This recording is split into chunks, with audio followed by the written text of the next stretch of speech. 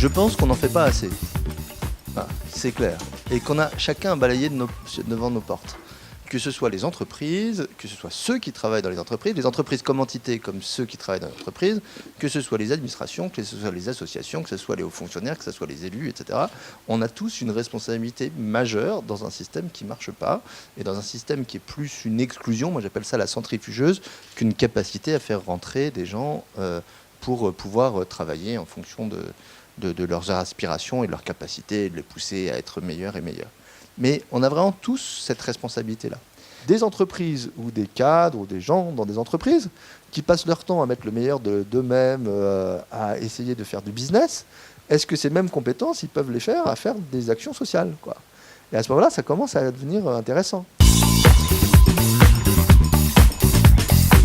Est-ce qu'il y a des sujets qui dépassent les clivages droite-gauche en France? La droite et la gauche sont contre la pauvreté en général. Moi, je vois des hommes politiques de droite et de gauche, il n'y en a aucun qui sont pour les pauvres, en disant plus il y en a, plus on est. J'en connais pas. La droite dit grosso modo, aidons les riches à créer des richesses et du coup ça profitera aux pauvres à la fin. Voilà, mais la fin est tellement loin que ça marche pas. Et que par ailleurs, il y a des mécanismes de création de richesse qui créent de la pauvreté au passage. Voilà. Et la gauche dit, il y a plein de gens qui ne peuvent pas participer au système parce qu'ils n'ont pas les moyens, redistribuons les richesses et ça va ensuite créer de la richesse. Mais ça ne marche pas non plus, trop, quoi. Si on est trop dans l'absolu là-dedans. Donc la question est de savoir quel est l'équilibre, le curseur, comment on organise la partie créer de la richesse et la partie redistribution, quoi. Voilà.